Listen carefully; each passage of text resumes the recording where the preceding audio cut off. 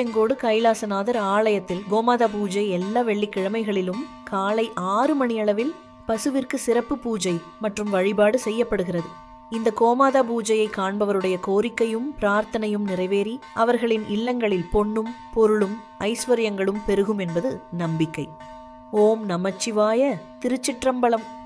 இதுவரை நமது நாம் டிவி 365 சேனலை சப்ஸ்கிரைப் செய்யாதவர்கள் நாம் டிவி 365 உடனே சப்ஸ்கிரைப் செய்து நமது செய்திகளை தொடர்ந்து கண்டு ஆதரவு அளியுங்கள்.